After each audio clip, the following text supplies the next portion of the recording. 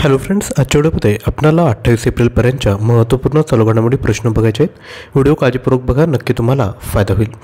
तर सर्वात पहिला प्रश्न आहे, जागतिक बौद्धिक संपदा दिन कधी साजरा केला जातो? तर राईट आन्सर आहे ऑप्शन क्रमांक डी, 26 एप्रिल रोजी हा दिवस साजरा केला जातो। तर लक्षात घ्या, IP and the SDGs building our common future with innovation and creativity he theme आहे। जागतिक बौद्धिक संपदा संघटनेने 2000 मध्ये या दिवसाची स्थापना केली। कॉपीराईट, पेटंट, डिझाईन्स आणि ट्रेडमार्कच्या प्रभावाबद्दल जागरूकता वाढवणे हे त्याचे उद्दिष्ट आहे। त्यानंतर क्वेश्चन क्रमांक 2, चेन्नईच्या वेल्स विद्यापीठाने साहित्यातील मानद डॉक्टरेट देऊन कोणाला सन्मानित केला आहे? तर राईट आन्सर आहे ऑप्शन क्रमांक सी, रामचरण राईट आन्सर असेल। त्यानंतर क्वेश्चन क्रमांक 3, राष्ट्रीय कौशल्य विकास महामंडळाने म्हणजेच NSDC महाराष्ट्रातील गोवर्धन इको व्हिलेजद्वारे प्रेरित इको गावे स्थापन करण्यासाठी कोणत्या संस्थेबरोबर सामंजस्य करार केला आहे? तर राईट आन्सर आहे ऑप्शन क्रमांक बी, इस्कॉन या संस्थेसोबत। तर लक्षात घ्या, उत्तर प्रदेश, UP, महाराष्ट्र, राजस्थान, गुजरात, मध्य प्रदेश मधील आदिवासी आणि उपेक्षित समुदायातील तरुण आणि महिलांना कौशल्य प्रदान करण्यासाठी दोन्ही संस्था स्किल इंडिया सेंटरसोबत एकत्र काम करतील। इस्कॉनचा फुल फॉर्म आहे international society for Krishna consciousness.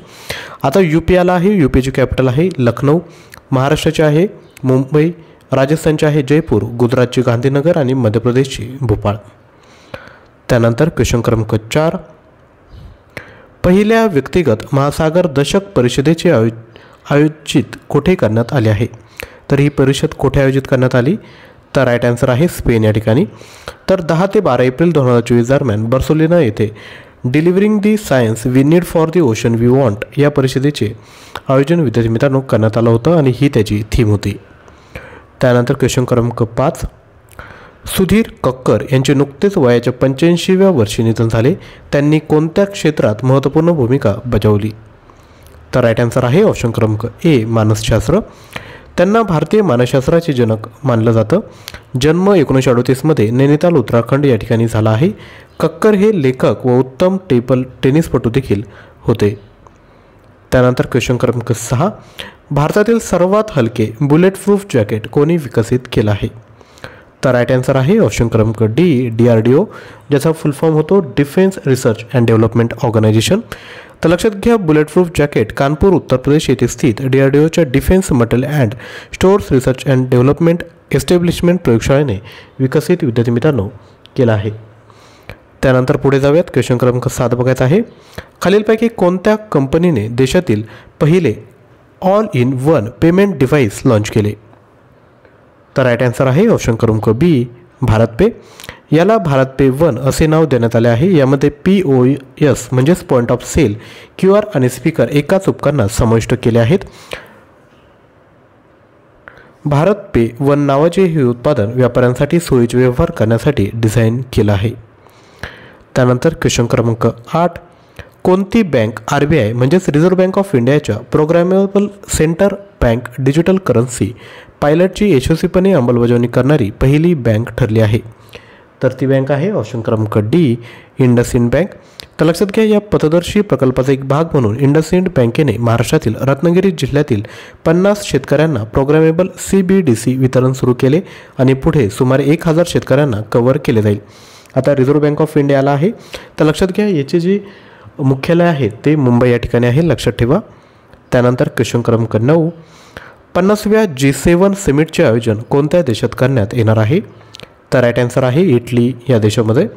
इटलीच्या पुगलिया येथे होणाऱ्या G7 शिखर परिषदेच्या आउटरची सत्रासाठी भारताला आमंत्रित करण्यात आले। 13 ते 15 जून 2024 रोजी ही परिषद पार पडेल। इटलीला यावर्षी 1 जानेवारी रोजी 7व्यांदा G7चे अध्यक्षपद मिळाले, जे 31 डिसेंबर 2024 पर्यंत चालेल। त्यानंतर क्वेश्चन क्रमांक 10, WHO म्हणजेच वर्ल्ड हेल्थ ऑर्गनायझेशनद्वारे मान्यता देण्यात आलेल्या नवीन कॉलरा लसीचे नाव काय आहे? तर ते आहे ऑप्शन क्रमांक ए, EVCOL-S। या लसीची निर्मिती दक्षिण कोरियाच्या यू बायोलॉजिकल या कंपनीने केली आहे। ही एक निष्क्रिय तोंडावाटे दिली जाणारी लस आहे। नवीन लस ही WHO पूर्व योग्यता यादीतील कॉलरासाठी असलेल्या लसींच्या त्याच कुटुंबातील तिसरे उत्पादन आहे। या यादीमध्ये आधीच EVCOL आणि EVCOL+ समावेश करण्यात आला आहे। EVCOL-S चे सरलीकृत सूत्रीकरण आहे, ज्यामध्ये उत्पादन क्षमता वेगाने वाढवता येते। आता WHO ची स्थापना आहे ती झाली आहे 7 एप्रिल 1948ला.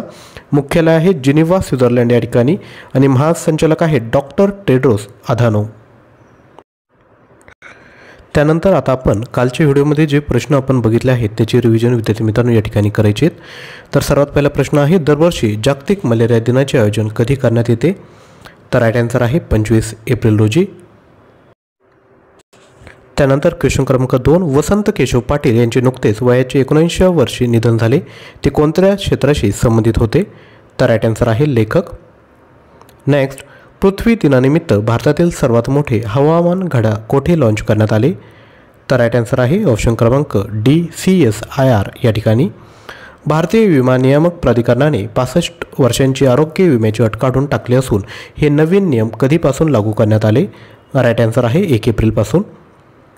नेक्स्ट, जागतिक लसीकरण सप्ताह कधी साजरा करण्यात येत आहे? तर राईट आन्सर आहे 24 ते 30 एप्रिल. नेक्स्ट, इंडोनेशियामध्ये संयुक्त राष्ट्रांच्या निवासी समन्वयकपदी कोणाची नियुक्ती करण्यात आली? तर राईट आन्सर आहे ऑप्शन क्रमांक बी, गीता सबरवाल यांची. नेक्स्ट, अलीकडे शास्त्रज्ञांनी जगातील कितव्या कोरल ब्लिचिंग इव्हेंटची पुष्टी केली आहे? तर राईट आन्सर आहे ऑप्शन क्रमांक डी, 4थ्या.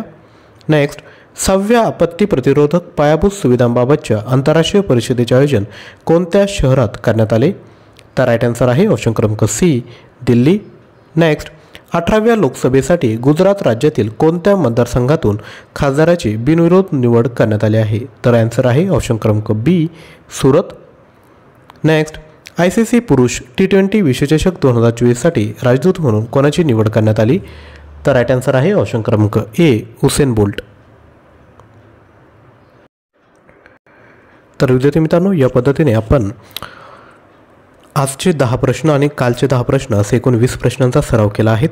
व्हिडिओ आवडला असेल तर नक्की लाईक करा आणि जर तुम्हाला चालू घडामोडींच्या PDF पाहिजे असेल, जून 2022 ते एप्रिल 2024पर्यंत 4000+ प्रश्न आहे. त्यासोबत चालू घडामोडी विषय देखील तुम्हाला भेटेल. याची जी प्राईज आहे फक्त 99 रुपये आहे. परचेस करण्याकरता 9356566034 व्हॉट्सअप करा. तसेच लक्षात घ्या, आपलं जे डिस्क्रिप्शन बॉक्समध्ये टेलिग्राम चॅनल आहे त्याला देखील जॉईन करा, ज्यावर आपण डेली चालू घडामोडींचा सराव करत असतो. चॅनलला सबस्क्राईब केलं नसेल तर सबस्क्राईब करा आणि डेली सकाळी 7 वाजता येणारा चालू घडामोडींचा व्हिडिओ नक्की बघा. थँक्यू.